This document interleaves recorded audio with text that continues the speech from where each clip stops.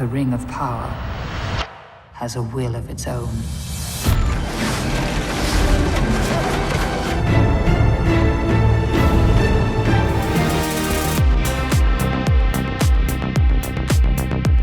Hey everyone, welcome back to Let's Talk. My name is John, and today we're here to talk about the original Lord of the Rings trilogy that came out in the early 2000s, directed by Peter Jackson, and we're also here to talk about its 4K Blu-rays that came out back in 2020. But before we dive into that, if you are a fan of 4K Blu-ray reviews, movie reviews, some tech and game reviews, then this is the channel for you, and nothing helps this channel out more than by you liking this video and subscribing to the channel. So this was actually one of my biggest requests on Twitter and even here on YouTube, where people wanted to see us do a review for the 4K trilogy of the Lord of the Rings. I've had this since about the last Prime Day. I bought it on sale. I think it was like 50 bucks. And when it originally came out, I know it was over 100, but you were able to buy the Lord of the Rings trilogy and the Hobbit trilogy separate. And then later they combined them into this big bash. I think they called it like the Middle Earth set. And you know, that was like the definitive releases, even though the discs are the same. So before we dive into that 4K review, I just want to give you guys my quick thoughts on the Lord of the Rings films. Now, I am not the biggest Lord of the Rings fan. I've probably only seen the movies 3 times in my entire life. I saw them back when I was young and, middle school.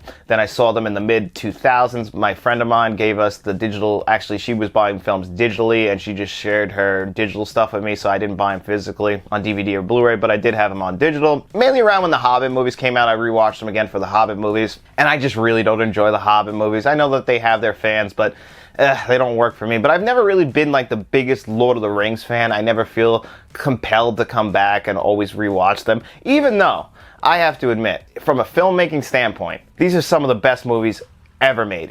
Peter Jackson, his team, everybody involved really should be commended. You've probably heard me on here talk about bad CGI, especially in the Star Wars prequels, which came out around the same time as this. You know, how they just don't hold up, they haven't aged well. You cannot say that about the Lord of the Rings trilogy. These have aged like a fine wine. They look like they were shot yesterday. The CGI that's in here is not bad at all, so whatever they were doing, of course, they were shooting in New Zealand, so on location, lit beautifully, so the CGI there is just there to assist the actual film, where instead of it being a crutch like I felt like a lot of movies in the early 2000s were, where we got new CGI and everyone just felt compelled to use it even if they didn't know. It's just always brings me back to that Jurassic Park line with Jeff Goldblum, where it's like, your scientists were so preoccupied with whether or not they could, they didn't stop to think if they should. And we really were abusing CGI in the early 2000s. And when you go back and watch those movies, like we did a review on The Core recently, and I really used to like The Core, and that CGI is some of the worst I've ever seen. You just didn't notice it back then because it was new technology.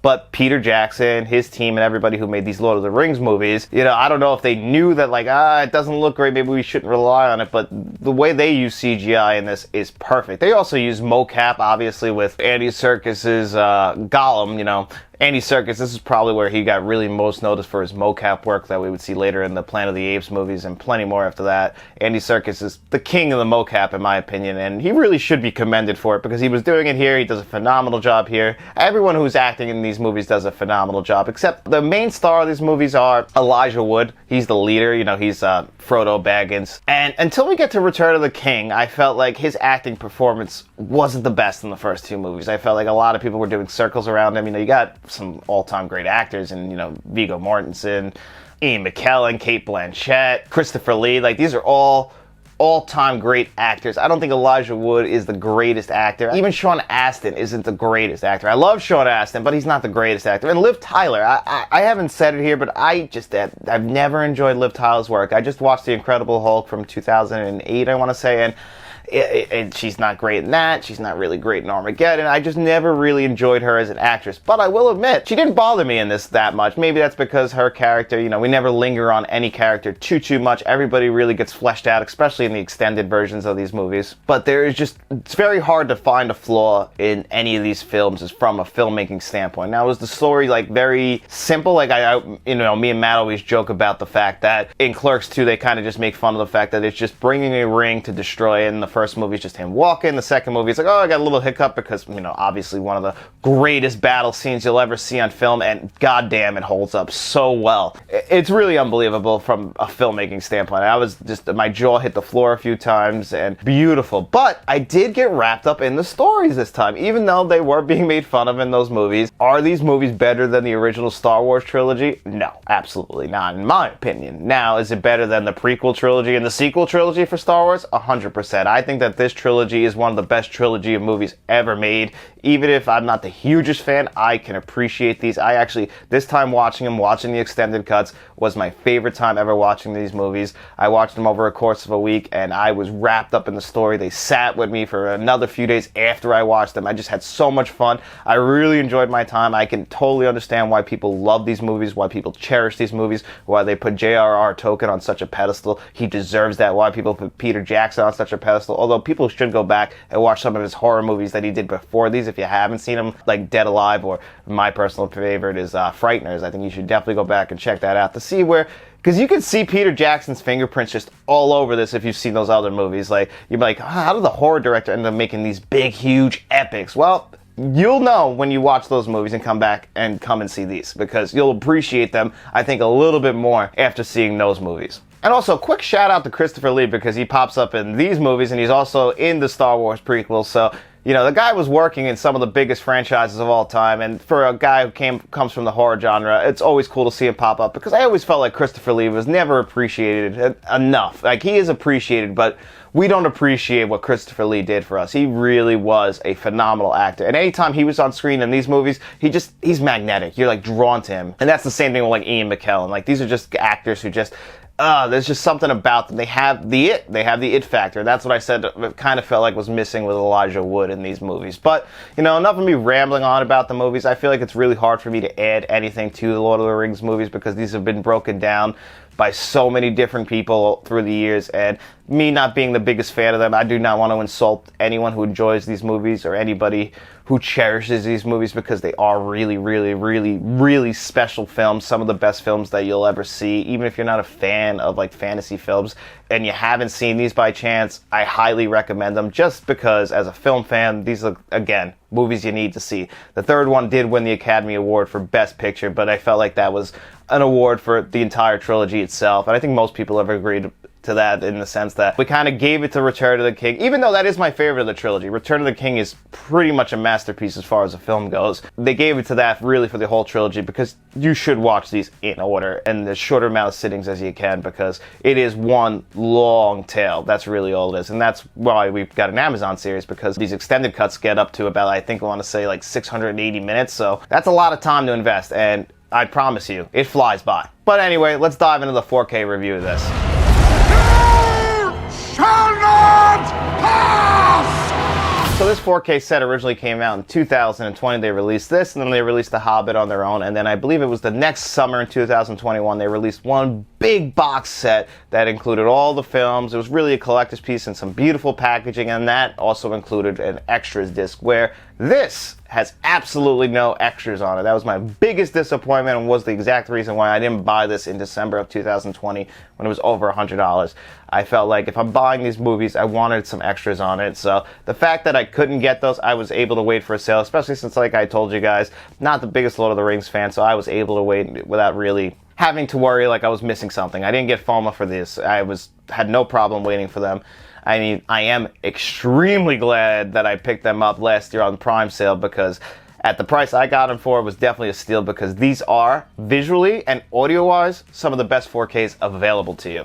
I mean, we get the works on here. We got Dolby Vision, we got HDR10, we got Dolby Atmos, Dolby True HD 7.1, everything. Every single audio track, you know, you get that on the theatrical cut, you get that on the extended cuts. If I was recommending to you guys, I'm going to fall in line with all the Lord of the Rings fans and say, yeah, watch those extended cuts. Everything just gets fleshed out way more.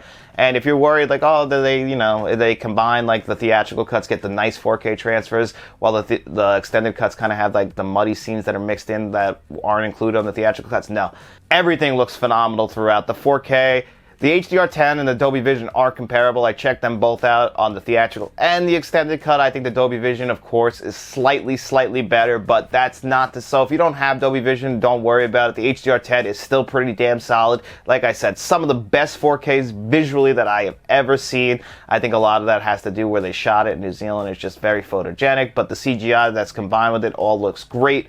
These are by far leaps and bounds over any other time I had seen the Lord of the Rings movies. It's not even comparable in my opinion. These just are phenomenal. Like the blacks are deep, like just the vibrance, the colors, the contrast, it all looks good. You know, there's a lot of green in these films because they're just walking the earth in New Zealand. And I mean, the grass, it all just looks so good. Then we get to these big battle sequences. It's raining. You could see the drops of rain on your screen. You see the drops of rain hitting people. There is not a flaw in these 4Ks visually and even audio-wise. Like I said, Dolby Atmos track, so I tested out that Dolby Atmos. Makes great use of everything. I will say, when I was watching them, there were times where I did have to adjust the volume from the dialogue and the action.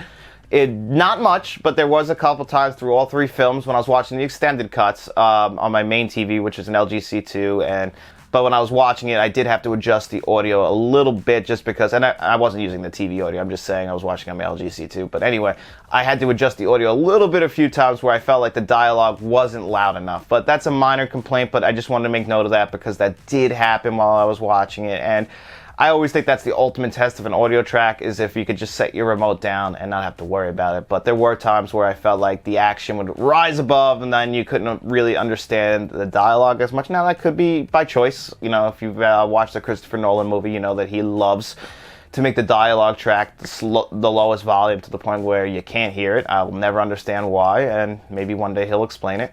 But for now, we don't have that information. But in this movie, I don't think that was the intention. But I'm, again, not here with Peter Jackson. There were no extras on here for me to check, so I'm not 100% sure exactly what the reasoning is. But, you know, there was a couple times in there, and I just wanted to point that out to you guys, just so you're aware in case you pick these up. These are definitely some of the best 4Ks available to you. These are up there with Top Gun Maverick. They don't hit the highs of Top Gun Maverick. Top Gun Maverick, I think, is the mountaintop. But just slightly underneath that are these 3 Lord of the Rings trilogy 4K Blu-rays, both in the theatrical and in the extended cut. All of that steady throughout. Beautiful. Just, I can't say a bad thing about the visuals. And it is a little disappointing, though, that we don't get any extras, so that's kind of why it's hard for me to justify it at the full price tag. Although I think right now it's fully priced at like $71, and you know what? You get 9 discs in here, so I'm going to show you guys that right now. So first of all, really nice slipcover. Thin paper, though. Not the best. This is something I think that over time is going to, you know, get some wear and tear on it just naturally, honestly. It's got the, you know, it's going to probably get the bent-in corners and stuff like that just because it's very thin and flabby. Would have liked something a little bit better than that. It feels cheap if I'm being honest, but you know what? You get the individual disc design, which is pretty cool. I like that they did this with the colors, so you get 9 discs in here. Could have got the 10th for the extras, but whatever. But yeah, you get 9 discs in here, so you get the extended cuts, which are separated through 4.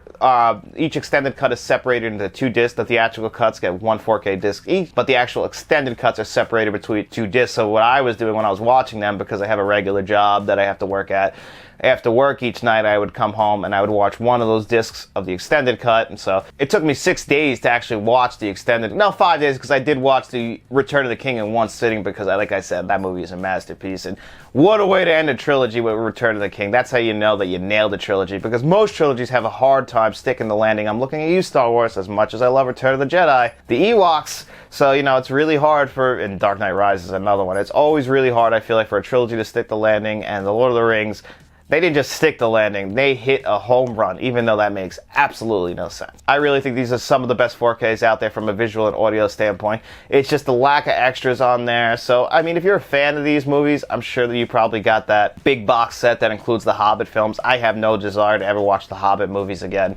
So, I'm just going to stick with my Lord of the Rings trilogy, and I'll probably revisit this every couple of years, because watching these again, I really actually started to, I think, fall in love with these movies. So maybe on my next time I'll love them even more, who knows. But I was never always the biggest Lord of the Rings fan, but I really enjoyed them on this watch through. Maybe it was because it was just so visually stunning on these 4Ks. I'm not 100% sure, but I really enjoyed my time with them. And if I was going to give these on a score out of 10, I'm going to give these a 9.5 out of 10. I'm only taking 0.5 off because of the lack of any extras on here. That's very disappointing, but I mean from a visual and audio standpoint, you put this kind of effort in because it was overseen by Peter Jackson. It deserves to be commended for that, and I can highly recommend it, even at that $70 price tag, because like I said, I got it for about 50 bucks at Prime Day last year, and I feel like I got a steal because there is so much work that was put into these discs, and I was blown away. I really was. I thought they did a phenomenal job. So yeah, I can highly, highly recommend these. And that's going to do it for me here, guys, on another episode of Let's Talk. I hope you enjoyed this episode. If you want to help this channel out, nothing helps this channel out more than by you liking this video and subscribing to the channel. I'll leave a link in the description below to our Amazon affiliate account if you want to grab these through there. That also helps the channel out, and it costs no extra money to you, but it does help us to keep doing these 4K Blu-ray reviews. And another thing that just helps this channel out is just by simply going to your, local supermarket, and anyone you see there, why don't you tell them about us? And we'll be seeing you around. Enjoy your day, guys.